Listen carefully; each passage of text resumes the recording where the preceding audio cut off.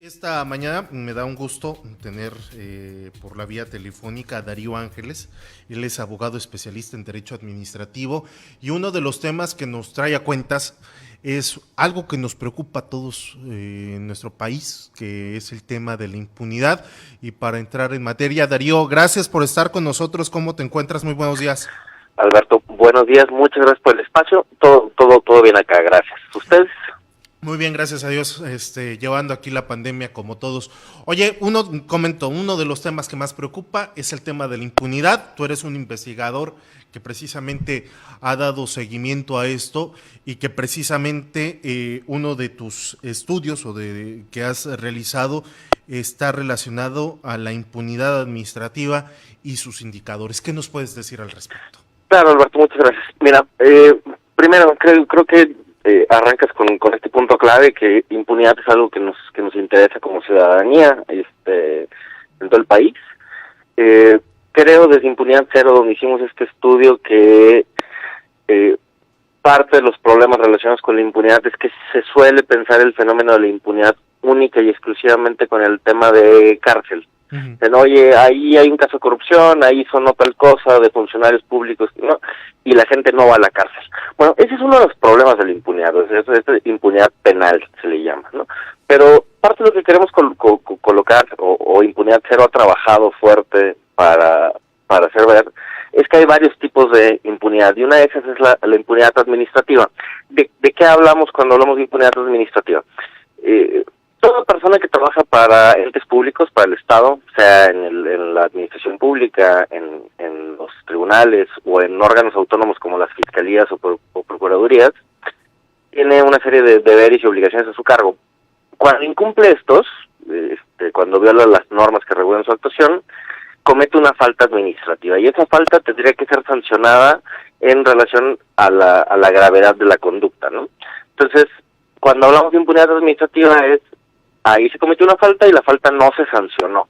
Y todos esos casos donde no se sanciona constituyen un porcentaje de impunidad administrativa. Entonces el estudio que hicimos ahora y que acabamos de presentar hace una semana, analiza cómo andamos en impunidad administrativa en el país, en la federación y en los estados, tratando de ver qué tan grave es este fenómeno, y los hallazgos generales es que pues los niveles de impunidad administrativa en el país son muy altos, rondan en promedio los 80%.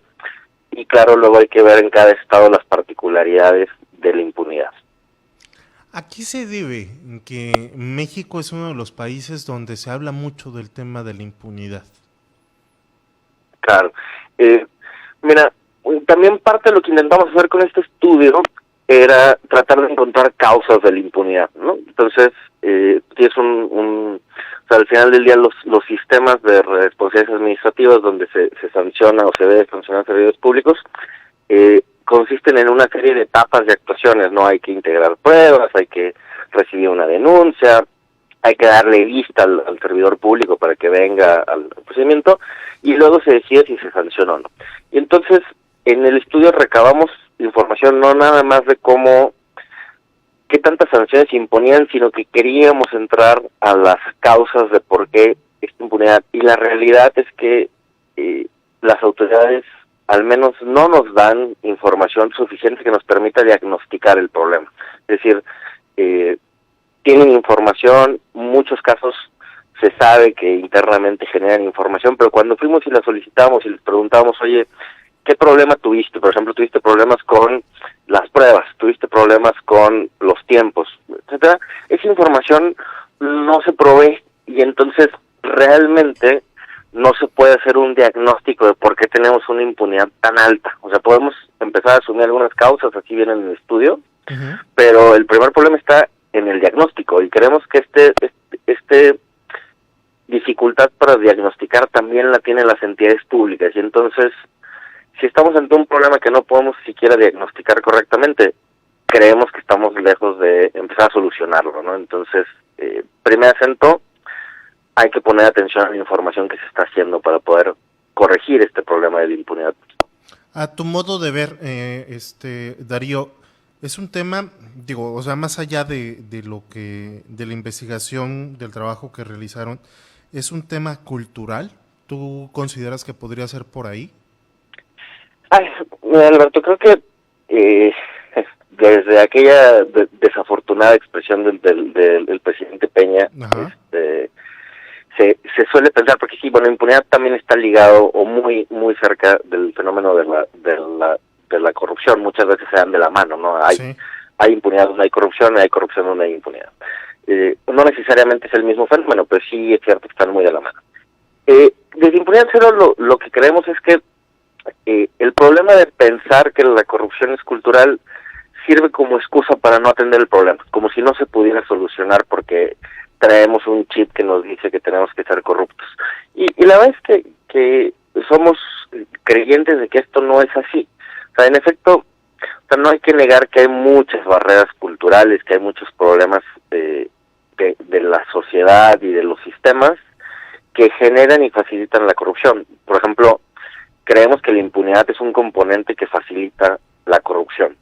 Pero eso no significa que estemos destinados a ser siempre corruptos o a vivir en la impunidad. Significa que tenemos que tener el problema como un problema complejo, donde hay que cambiar los incentivos que hay para estas cosas, las ineficacias de los sistemas, y pensar que esto no es absoluto, que nos tengamos que quedar ahí. Y bueno, y ustedes que están cerca de frontera, la directora de Impunidad Cero, Irene Tello, siempre da este ejemplo que parece muy gráfico, ¿no? Como hay mucho incumplimiento de ley en México y nos pasamos los semáforos y hacemos no sé qué, pero mexicano que cruza frontera de Estados Unidos respeta los Sí, semáforos, cambiemos respeta los el límites. chip. Ajá, entonces eso es que o sea, no es que no puedas cumplir con las leyes, ¿no? Eso es claro porque tienes la capacidad de atenderlo, pero quizá un factor que influye mucho pues es que sabes que allá te van a parar y te van a poner una multa y te puede afectar en muchos sentidos. Y aquí en México, hasta cierto punto, sabemos que no. Entonces, eso genera ineficacias y eso genera corrupción, pero no significa que seamos corruptos por cultura. Precisamente iba al tema de la ciudadanía. Tú nos hablabas que en este trabajo que realizaste, estaba enfocado al servidor público, pero ¿qué tanta responsabilidad tenemos como ciudadanos?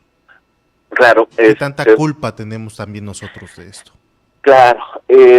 Mira, eh, la, la, la realidad acá con el fenómeno de corrupción es que sí es un fenómeno mucho más amplio, como hay que aceptar que en gran parte para que la corrupción se dé en el servicio público, requiere de alguien que esté enfrente pidiendo o aceptando la corrupción, ¿no? Es ciudadanía. En el estudio acá en concreto no es algo que alcancemos a analizar, porque solo queríamos ver la eficacia del sistema en sanciones respecto a servidores públicos. Pero sí consideramos que es relevante dos cosas en relación a este estudio. Primero, que la gente conozca que hay un sistema que sirve para corregir a la administración pública, que sirve para corregir al funcionamiento de las administraciones públicas, que es de las responsabilidades administrativas. Que se empiece a hablar de un tema que normalmente no está en el radar. Y hablar en el sentido también de que esto no está funcionando correctamente.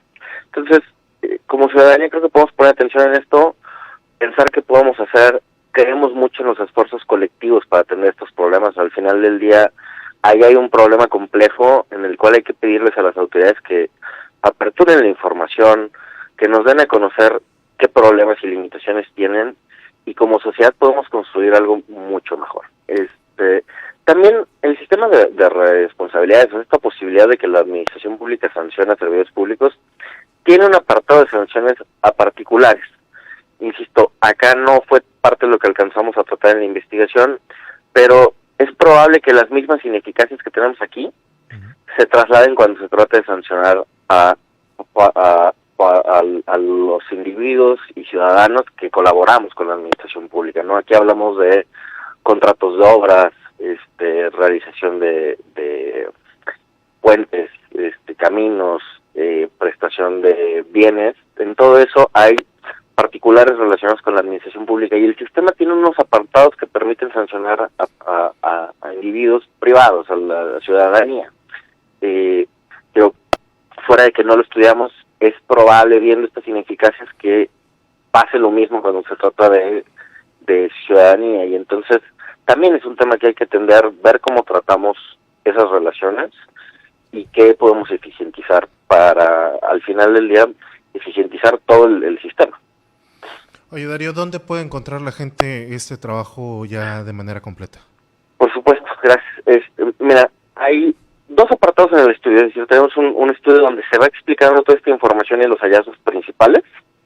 Ese estudio lo encuentran directamente en el sitio de Impunidad Cero, que es impunidadcero.org.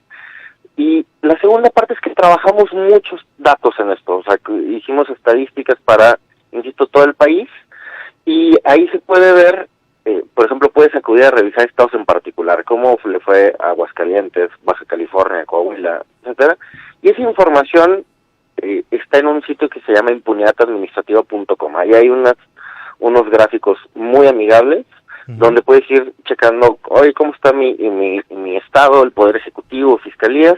Entonces los invitamos a revisar esta información, a hacer sus propias observaciones, utilizar esta herramienta que dejamos por ahí para trabajar. Muy bien, Darío Ángeles, abogado investigador de Impunidad Cero, te agradecemos mucho por estos minutos que nos regalaste de tu tiempo. Muchas gracias a ustedes, buen día, hasta luego. Que estés muy bien, buen día.